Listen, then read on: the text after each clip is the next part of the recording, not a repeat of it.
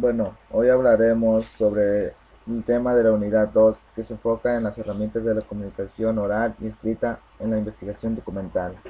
Comenzaremos con el primer tema, que es la distinción entre comunicación oral y escrita. La comunicación tanto oral como escrita ha sido definida como una capacidad humana para comunicarse, pero no son lo mismo, ya que la primera diferencia entre la oralidad y la escritura. La diferencia de la oralidad y la escritura es que el receptor capta el mensaje a través del oído, al igual es más rápido y ágil. Hay interacción entre el emisor y receptor, y por otra parte, la comunicación escrita es que el receptor capta mensajes, pero a través de la vista. No hay retroalimentación por parte del receptor. Es duradero la información, se conserva a través del tiempo y es posible rehacer el texto.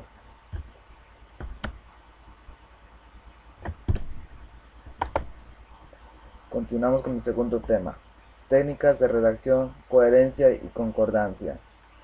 La coherencia se refiere a la relación, la unión entre las frases que forman un párrafo o periodo. Un ejemplo.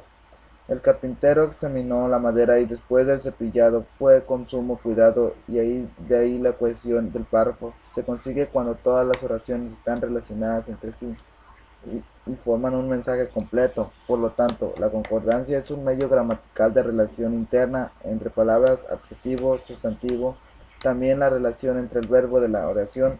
Por lo tanto, las técnicas vienen siendo el tipo de oraciones, ya que en la coherencia tiene que haber un conector y por tanto en la concordancia tiene que haber una relación entre la oración. Normas, reglas ortográficas de puntuación.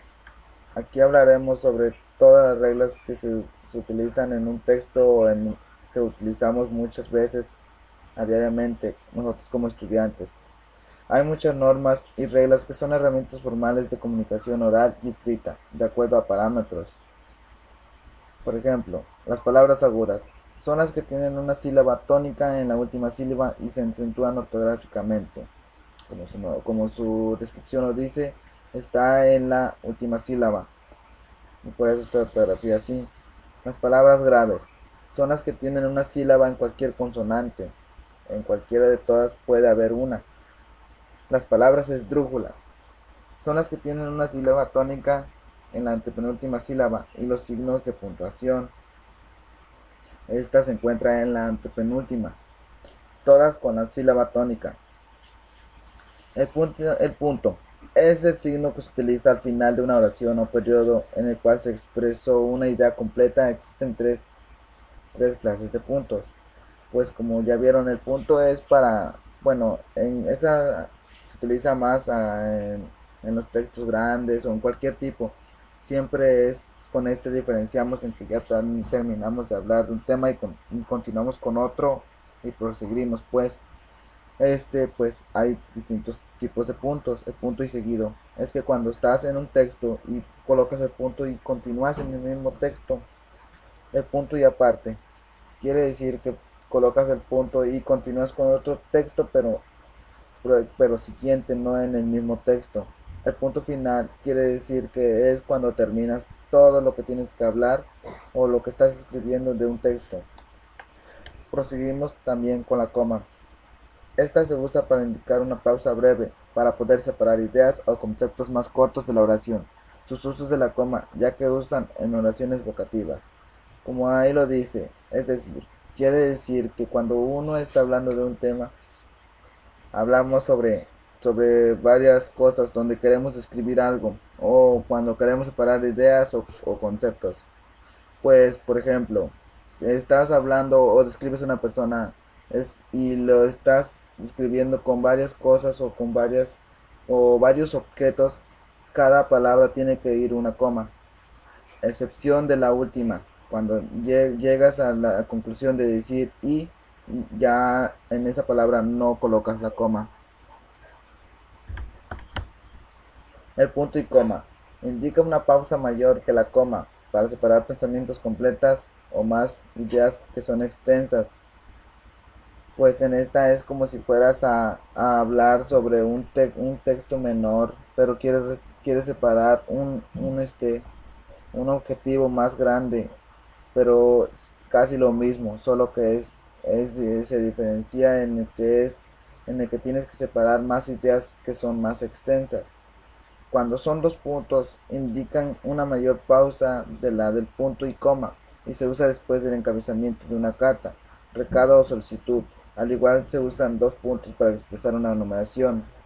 Como aquí mismo en la diapositiva lo tenemos, al describir cuáles son los puntos y coma, dos puntos y puntos suspensivos, vemos que ahí tienen los dos puntos. Entonces quiere decir que tenemos que separar una idea y continuamos con otra, donde como lo dice ahí en una carta, cuando dice que va dirigido hacia una persona y se ponen los dos puntos y ya continúas con lo que sigue.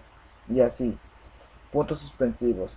Son tres puntos seguidos escritos sin dejar espacio. Se emplean cuando conviene dejar un suspenso o incompleta la oración. Un suspenso, pues, cuando estás hablando, esto se utiliza creo que muchas veces en las obras de teatro o en unas películas escritas o novelas, en donde quieres dejar un suspenso en la que estás hablando de un tema muy interesante o incompleta la oración para no terminarla.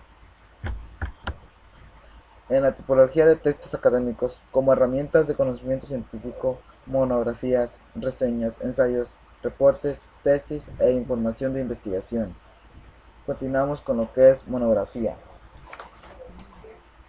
La monografía es un trabajo escrito en el cual se comunican hechos, ideas o conocimientos. Continuamos con el ensayo. Es un escrito generalmente breve en el que se expone y analiza y comenta un tema. Me salté la monografía.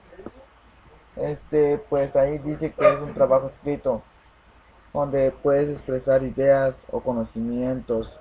Es más que claro, pues estás hablando sobre eso. En un ensayo es un escrito generalmente breve en el que se expone, analiza y comenta un tema. Un ensayo lo puedes realizar mediante un artículo de divulgación científica o etcétera. Es donde tú tienes que redactar en breve todo lo que leíste y así comprender más el tema. Reseña. Se refiere a la descripción, resumen o hecho de un trabajo por medio del cual los científicos evalúan sus colegas. Ahí mismo lo dice, casi semejante a un ensayo, solo que es una descripción o un resumen. Es casi lo mismo. Tienen ciertas características que las diferencian o las asemejan a ellas mismas. Un reporte tiene que ver con el propósito de informar algún hecho, también es como base de series de preguntas, es como una noticia. La tesis es el trabajo de investigación que generalmente presenta en todo dicho trabajo. Se somete al análisis y crítica.